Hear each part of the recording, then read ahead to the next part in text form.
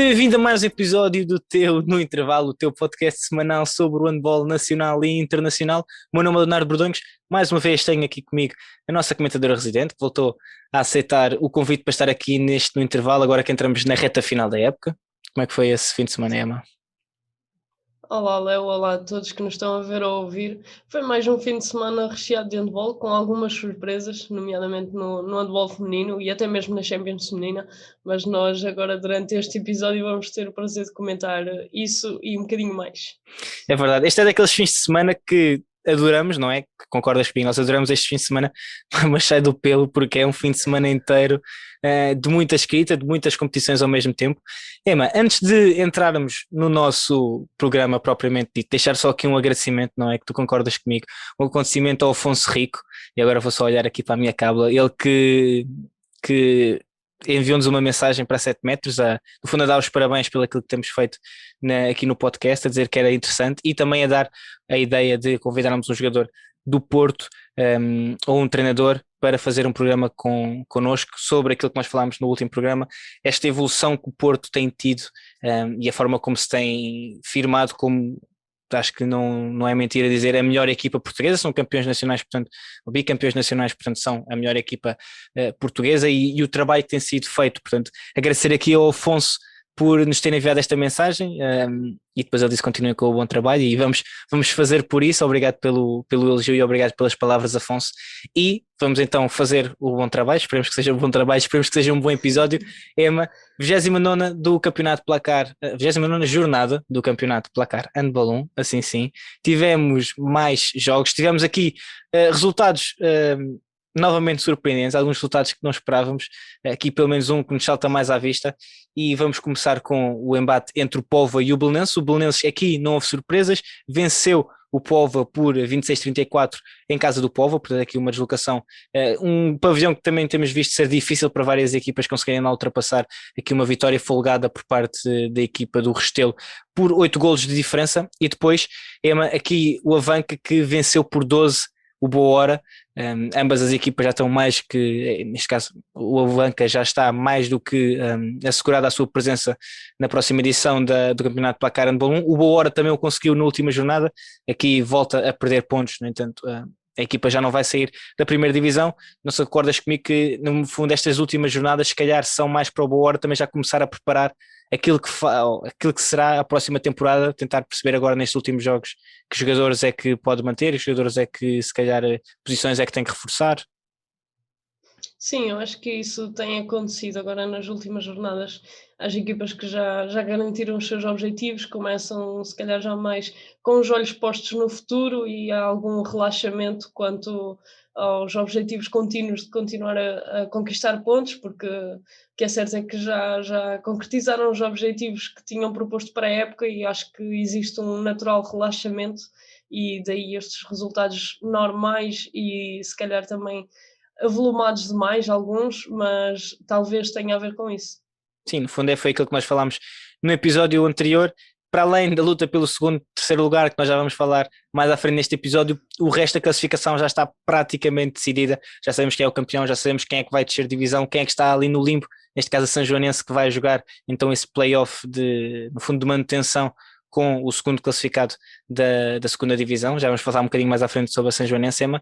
Aqui o Ismael, que perdeu em casa contra o Madeira Sado por 22-31, e a São Joanense conseguiu um empate contra o ABC de um pavilhão Flávio Saleiro, portanto também aqui um pavilhão histórico, aqui um resultado também importante para a São Joanense. Infelizmente para a São Joanense já estão naquela posição, os pontos aqui já não vão alterar muito.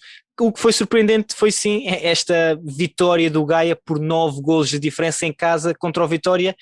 Aqui o Vitória volta a perder, mais uma derrota pesada, mas vai de encontro àquilo que nós também falámos a semana passada, de que a posição já está assegurada e portanto se calhar aqui o professor João Garcia também já está mais a pensar num possível futuro, na preparação e aqui não tirando, todos sabemos que as equipas entram em campo sempre para vencer, o Vitória quer vencer o máximo de jogos possível, mas se calhar é normal que já exista então esse relaxamento. Sim, eu acho que sim. Sabemos que a equipa de Vitória é uma equipa muito jovem e mesmo ao longo da época não conseguiram ser sempre consistentes. E certo é, referimos isso no último episódio, que perderam os 2 jogos diante do último classificado, o Boa Vista, e isso mostra alguma imaturidade também por parte desta equipa e sinceramente eu não vi o jogo, mas calculo que esta inexperiência, esta juventude se faça sentir neste tipo de jogos e por isso estes resultados, mas não deixa de ser uma excelente vitória do Gaia, este Gaia que passou um mau bocado no início da época e depois conseguiu subir e mostrar a qualidade de jogo que tem, e tenho a certeza que este foi mais um desses jogos bons do Gaia e provavelmente inconsistente da parte do Vitória devido à sua juventude. Exato, o Boa Vista que depois perdeu contra o Porto 31-46, é uma 29ª vitória do Porto. Vamos ver se consegue imitar aquilo que o Barcelona fez no país vizinho, que também foi campeão sem derrotas. Vamos ver se o Porto consegue, está muito perto disso, falta apenas mais uma jornada em que a equipa do Porto vai receber o Gaia, portanto aqui, ao que tudo indica, também deverá ser uma vitória do Porto, mas nunca se sabe. Já vimos várias surpresas acontecer. O Águas Santas que confirmou o favoritismo e venceu em casa o Horta por 34-30, e depois chegamos, Emma, ao jogo da jornada, de longe o jogo da jornada, o derby lisboeta entre Benfica e Sporting. Aqui o derby que é ainda entre as duas equipas que ainda têm alguma coisa em disputa, não é? O Benfica que venceu o Sporting por 34-32, tinha perdido na primeira mão no João, na primeira volta no João Rocha por 31-29, se eu não me engano, e portanto aqui um triunfo muito importante para o Benfica. No entanto, sabemos que a tarefa dos encarnados continua a ser muito complicada, porque tendo em conta os critérios de desempate do campeonato de placar handball 1, o Benfica precisa que a equipa do Sporting perca agora na última jornada contra o Águas Santas, e o Benfica tem que vencer o Belenenses por 20 golos de diferença. Já vimos isto acontecer, atenção, não entre estas duas equipas, mas o Porto já teve resultados muito dilatados. Não foi, quer dizer, também foi contra o Belenenses, também foi um resultado muito dilatado, e estamos a falar do quinto classificado, mas pelo aquilo que temos visto até agora sabemos que vai ser muito difícil. Já vamos falar um bocadinho mais à frente então sobre essa luta pelo segundo e terceiro lugar, Emma. Um derby é sempre um derby, tudo pode acontecer. Surpreendeu-te esta vitória do Benfica? Sinceramente, acho que não é uma surpresa, mas ao mesmo tempo é isto, porque num derby sabemos que o favoritismo está muito dividido. O Sporting vinha no melhor momento, havia vencido o Benfica na primeira volta e estava num bom momento da época, apesar de ter perdido diante do Futebol Clube do Porto, mas também do outro lado havia um Benfica que estava a crescer e que queria lutar e se calhar corrigir a imagem que tinha feito depois daquela derrota nos Açores diante do Sporting da Horta, e por isso não digo que esta vitória do Benfica por 2 bolas seja uma total surpresa, exatamente por isso, por se tratar de um derby, duas equipas que são eternos rivais e que procuram sempre a vitória, e estes jogos têm sempre um sabor especial, e acho que conseguimos ver isso ao longo de todo o jogo. Também houveram muitos momentos típicos em derbys ou em jogos que parecem finais, algumas falhas técnicas e precipitações, mas nenhuma equipa conseguiu disparar muito no resultado, nem deixar a outra fugir, e acho que foi um bom jogo de handball, com muita emoção, e terminou com um excelente gol do Petar Diordic. Se vocês ainda não viram, podem passar nas nossas redes sociais, que está lá o lance do gol final, que coloca, como tu disseste bem, as contas em aberto para este segundo lugar, mas temos que ser realistas que será muito complicado conciliar a derrota do Sporting em casa diante do Águas Santas e depois o Benfica conseguir vencer o Belém por 20 bolas. Sabemos que é um conjunto de resultados muito, muito improvável, mas tudo é possível e veremos o que é que acontece. Sim, exatamente, vai ser muito complicado. Algo que eu achei muito interessante foi a falta de, como é que eu ia dizer, disparidade nos marcadores do Benfica, porque temos um Ale Ramel absolutamente perfeito, com 10 golos em 10 remates, um Petar Diordic que marca 11 golos em 15 remates, e depois um Paulo Moreno que marca 6 golos em 8 remates. Portanto só aqui temos 27 golos dos 34 que o Benfica marcou. Portanto este foi realmente o trio de ouro, digamos assim, do Benfica nesta partida, e que culminou então com esse grande remate, esse livre de 9 metros marcado por Petar Diordic, que acho difícil que ainda não tenhas visto o vídeo. Teve teve um destaque muito grande aí nas redes sociais, mas se ainda não viste, então passa pelo nosso, não sei se colocamos no Facebook, mas colocamos no Instagram de certeza e no Twitter. No Twitter. Exato, sim. No Twitter e no Instagram passa por lá, porque de certeza que vais encontrar nas nossas redes sociais esse grande gol de Petar Djordjic a fechar, já depois da buzina ter soado, a fazer o 34-32, a dar então estes dois golos de vantagem ao Benfica, que permite aproximar-se do Sporting na tabela classificativa. A equipa da Luz tem neste momento 79 pontos, o Sporting tem 81, portanto apenas aqui 2 pontos de diferença, sabendo que a derrota dá 1 ponto. O Sporting, mesmo que perca, fará 82, o Benfica, mesmo que vença, fará também os mesmos 82, e entramos nos fatores de decisão. Os pontos não são, a questão como é que se diz? Está-me agora a faltar a palavra, mas do confronto direto também ficou por 2 golos ambos os jogos, e portanto depois vai, se não me engano, vai para a diferença de golos, e aí o Sporting tem uma diferença de golos até agora de 188 golos positivos, o Benfica tem de 169, daí a diferença ter que ser de 20 golos para o Benfica conseguir inverter então aqui a tabela classificativa e terminar em segundo lugar.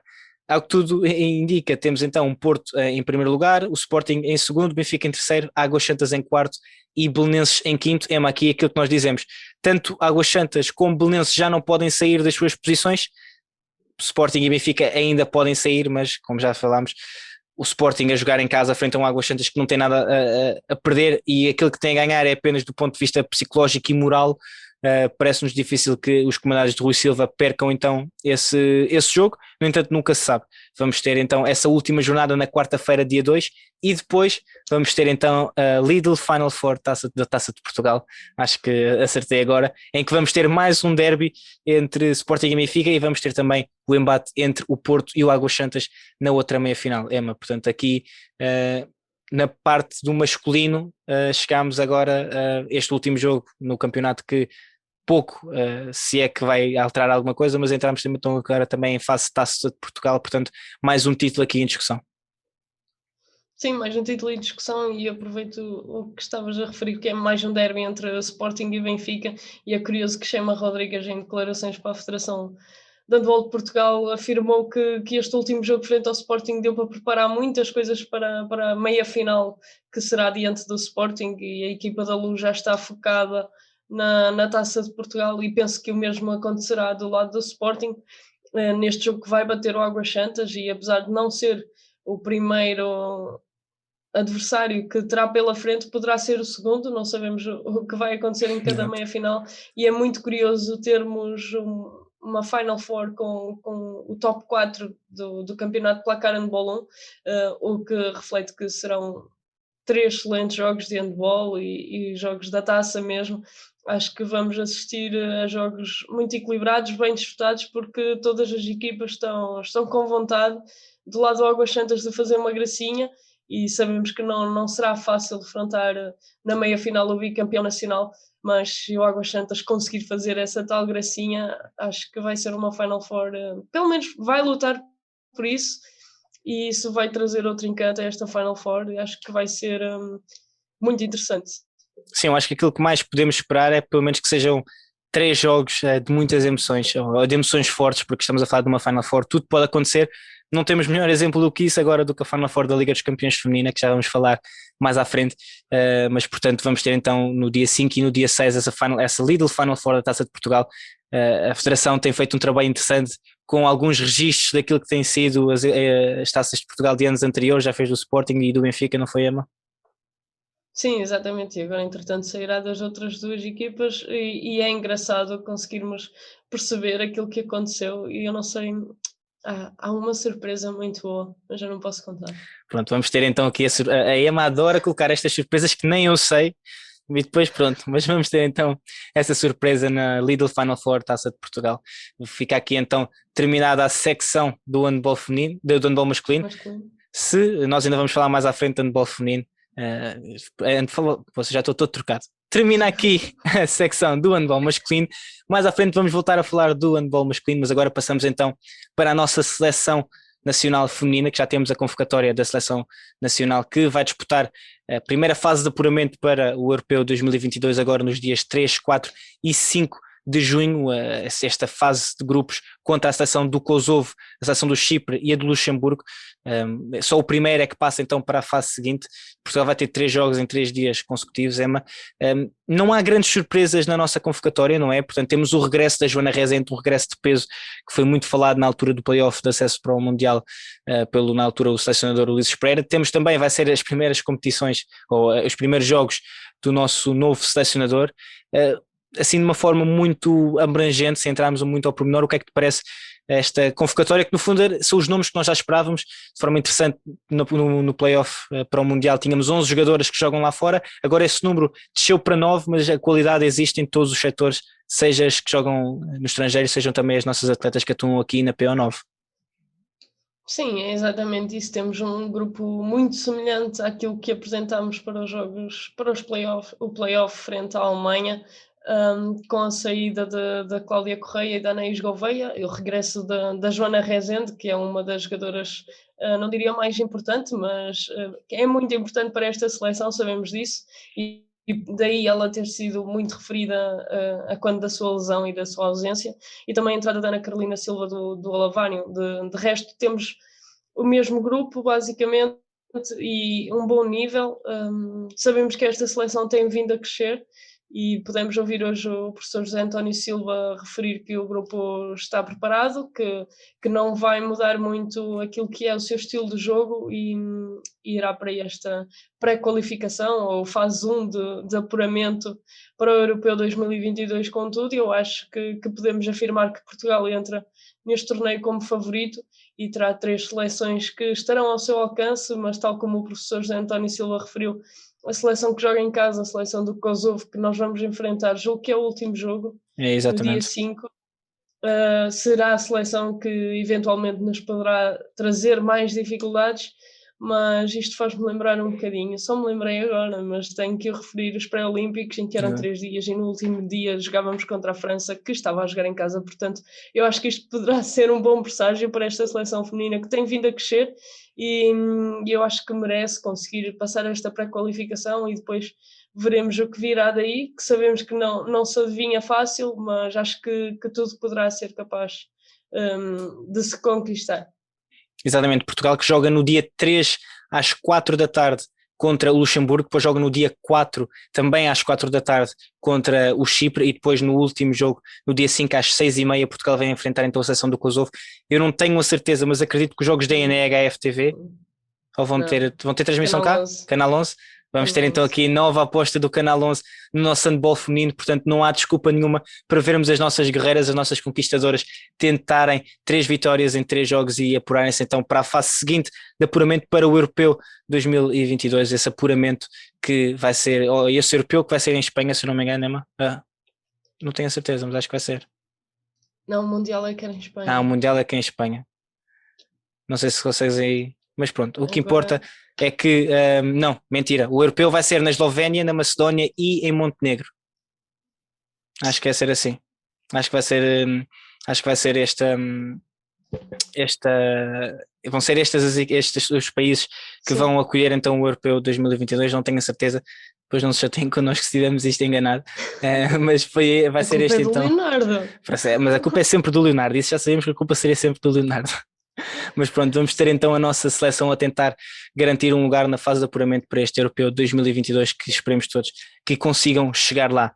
Emma, passamos aqui da nossa seleção para o nosso Campeonato Nacional da Primeira Divisão, a PO9, e tivemos aqui, não diria surpresas, sim, podemos dizer que foi uma surpresa, tivemos uma jornada dupla este fim de semana, aliás, como tem sido agora nas últimas semanas, devido às paragens do Covid-19, obrigou praticamente todos os fins de semana a termos jornadas duplas, e logo no sábado, portanto no dia 29, tivemos aqui um jogo, podemos dizer do título, o Madeira Sade a enfrentar o Alavário, no Funchal, e o Madeira Sade a vencer por 10 golos, 36-26, a subir para o primeiro lugar da classificação com mais 2 pontos do que a equipa do Alavário e a equipa do Benfica, que são o segundo e terceiro classificados respectivamente.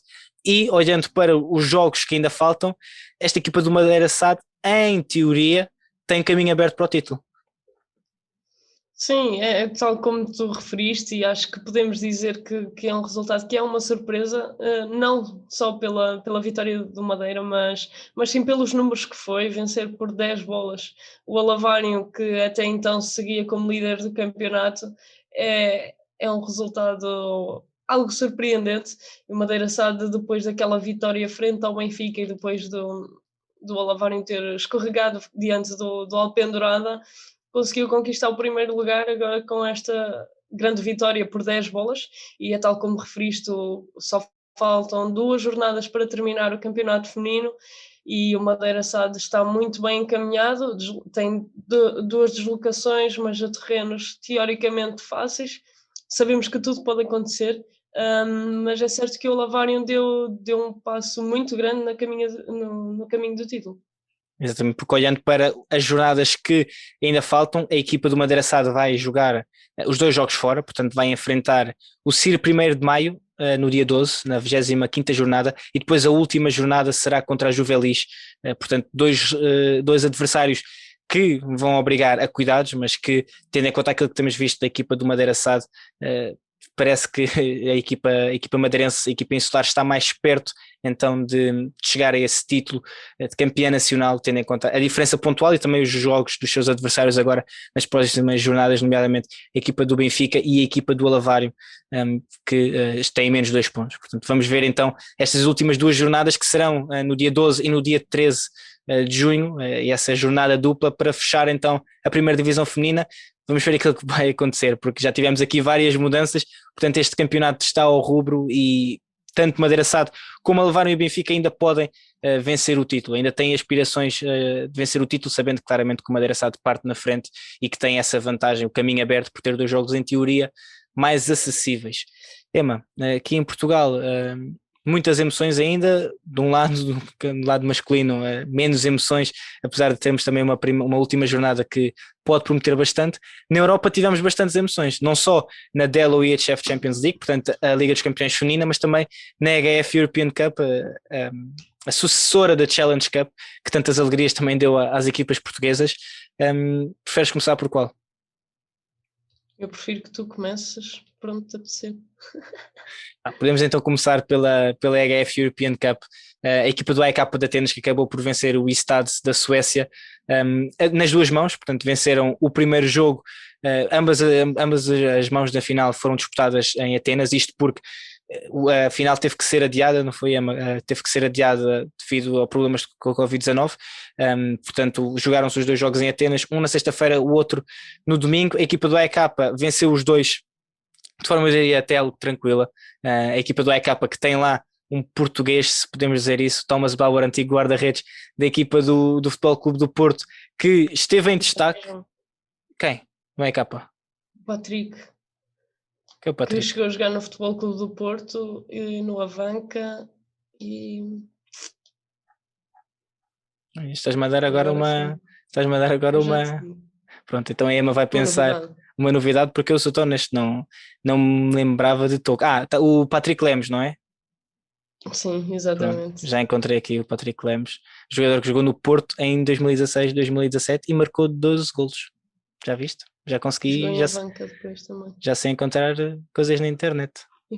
Estou mesmo Boa. contente. Já viste?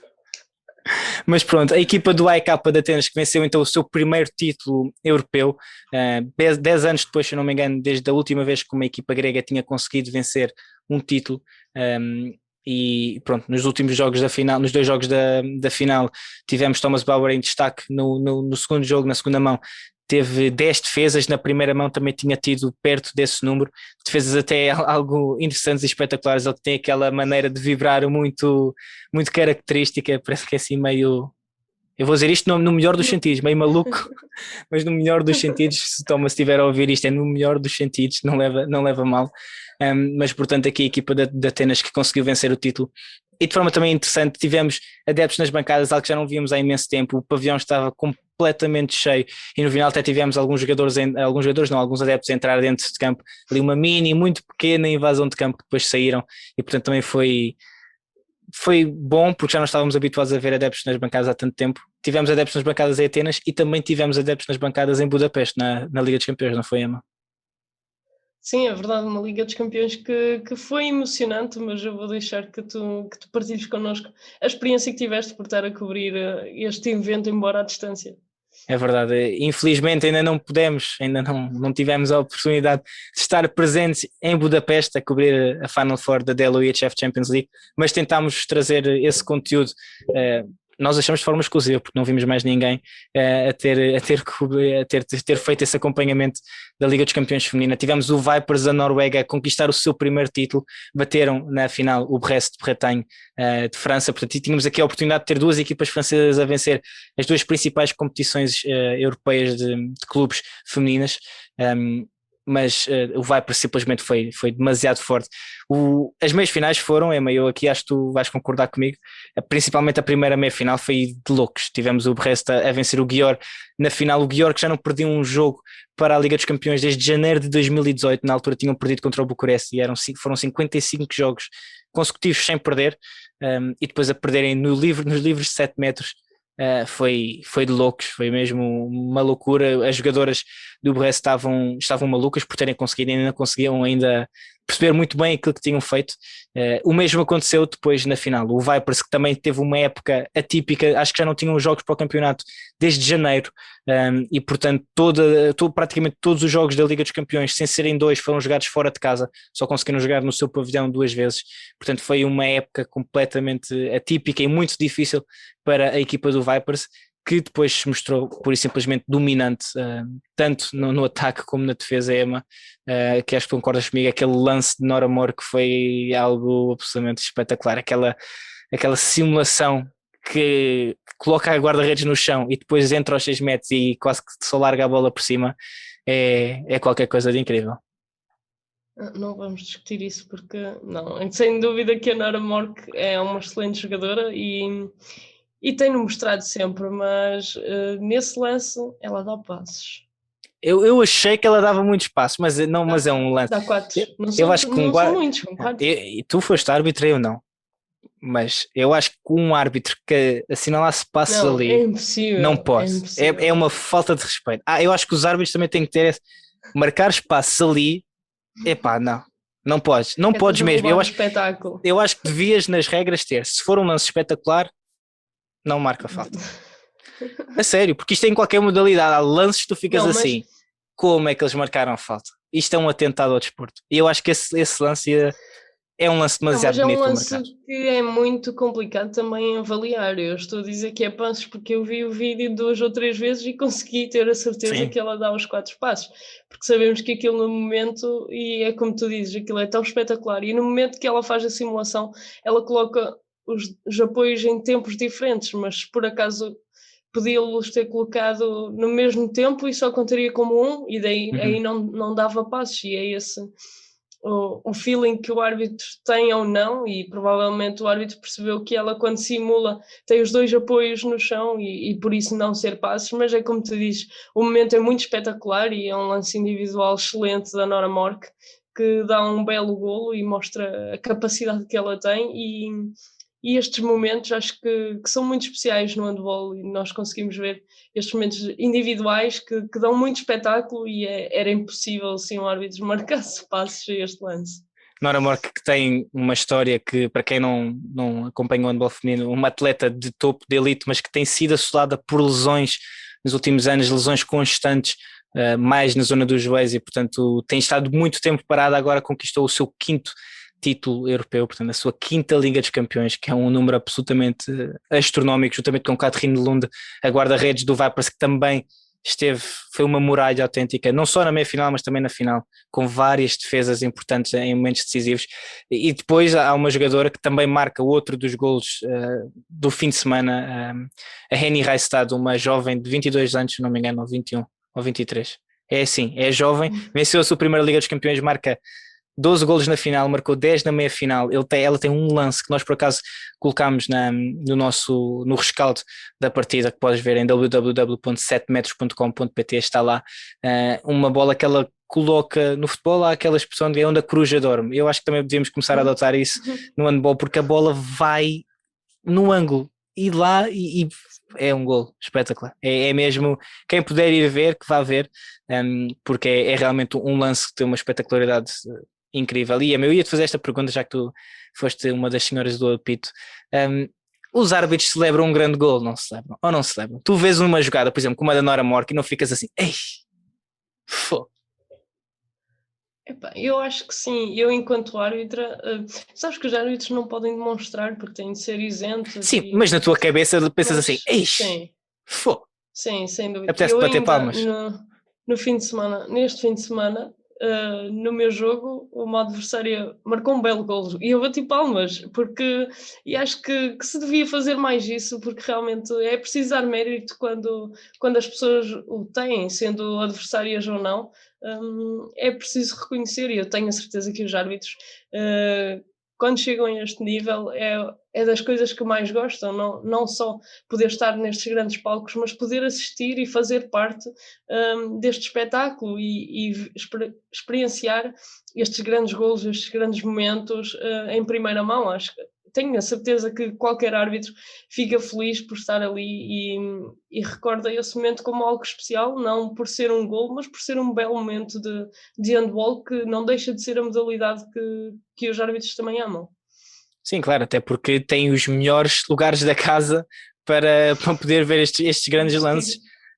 E realmente sim, acho que é de destaque a equipa do Vipers. Foram as vencedoras com todo o mérito. Eu acho que isso não pode ser de todo colocado em causa pela forma como elas venceram os dois jogos e de uma forma tão destacada, acho que podemos dizer assim, de uma forma tão destacada.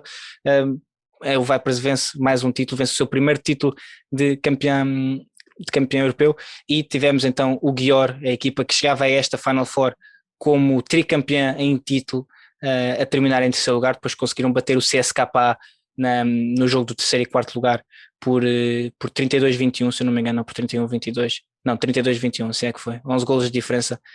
Um jogo também muito emocionante.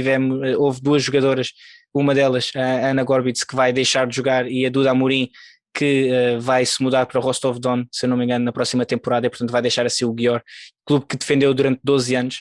Portanto também foi um jogo muito emocional, e também dar os parabéns à nossa dupla de árbitras que esteve presente na primeira meia-final no jogo entre o Győr e o Brest, as gêmeas Sá, ou as manas Sá, que estiveram então lá e mais uma vez colocaram Portugal nesses grandes palcos. Portugal não está nos grandes palcos só nos jogadores, e apesar de saber que também vamos ter dois jogadores na final da Liga dos Campeões masculina, temos também esta dupla de árbitras que continua a dar provas do seu valor e a mostrar que realmente a arbitragem portuguesa também tem qualidade, e aqui elas são o maior exemplo, não sentes isso, Emma? Sim, tal como as irmãs Sá, e referiste agora que o facto do Alexandre Cavalcante e do Luís Frade irem estar em Colónia, também irão estar a dupla de árbitros madeirenses, o Ricardo e o Duarte, também vão estar em Colónia a apitar esta Final Four, e também essa mesma dupla foi nomeada para os Jogos Olímpicos, e é como tu disseste muito bem, Portugal não está só nos grandes palcos através dos jogadores, mas felizmente, e já não é de agora, temos visto as nossas duplas nestes grandes palcos, e acho que o maior exemplo são as irmãs Chá e o Ricardo e o Duarte. Exatamente, portanto vamos dar então aqui os parabéns à Marta e à Vânia pelo aquilo que conseguiram, e depois na Final Four da Liga dos Campeões masculina daremos então também esses parabéns ao Duarte e ao Ricardo por aquilo que têm feito na arbitragem portuguesa. Foi um fim de semana cheio de handball em Portugal, lá fora, masculino, feminino, é aquilo, basta escolher, e sabes que tiveste acesso e vais ter acesso a essas coisas todas no nosso site em www.7metros.com.pt, se quiseres ver lá as declarações que, neste caso, a 7 metros, representada por mim, que tivemos a oportunidade de estar lá presentes, as declarações das jogadoras e dos treinadores que estiveram lá. Então passa pelo nosso site ou passa pelas nossas redes sociais, seja no Facebook, no Instagram, no Twitter, no Spotify, aqui, no Google Podcast, no Apple Podcast, no YouTube, TikTok. Não me faltou nada, acho que até repeti. Não? Eu também acho que sim. Mas pronto, o que importa é que podes nos seguir nas diferentes plataformas e se o fizeres, continuas então a apoiar este projeto. Nós conseguimos estas presenças nestas Final Fours, também tivemos a oportunidade de estar presente na Final Four da European League masculina o fim de semana passado, muito graças a ti, ao apoio que nos dás, o seguires, o partilhares, o meteres um gosto, o comentares, tudo isso vai dando cada vez mais destaque, vai nos mostrando lá para fora e depois é isso que nos permite estar nestes grandes palcos, ainda que à distância, não só devido à pandemia do Covid-19, mas por são eventos caros e ainda não conseguimos fazer essas viagens, mas obrigado a ti que nos tens acompanhado aqui neste intervalo e tens acompanhado a 7 metros. Se ainda não acompanhas, então está na altura de começares a seguir. Se não quiseres seguir, podes sempre comprar o nosso merchandise, não é, Emma? Que ainda está disponível. Sim, exatamente, ainda está aí. Eu espero que esteja por mais tempo e talvez com mais novidades. Para já, não sei se já conhecem a nova estampagem que temos disponível, mas tal como o Leonardo disse, podem passar nas nossas redes sociais ou diretamente no nosso website e no separador loja conseguiram ver todo o nosso merchandising que se encontra disponível. E não deixem de nos apoiar, de nos enviarem os feedbacks, é exatamente aquilo que o Léo referiu. Nós conseguirmos estar nestes grandes eventos há uns tempos atrás era impossível porque não tínhamos a visibilidade que hoje temos e nós só conseguimos graças a vocês, graças a cada gosto, cada comentário, cada partilha, e é isso que nos faz crescer e que nos alimenta para que continuemos a trabalhar e façam como o Afonso, não tenham medo, porque nem eu nem o Léo mordemos, enviem-nos mensagem, deem as vossas sugestões, porque nós estamos aqui para trabalhar para vocês e para vos trazer aquilo que vocês mais gostam.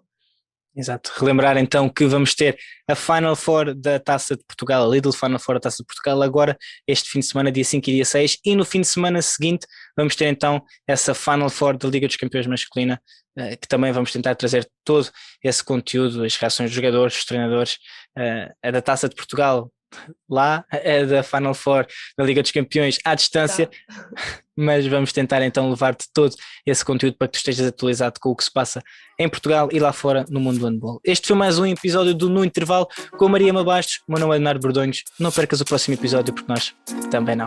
Até à próxima.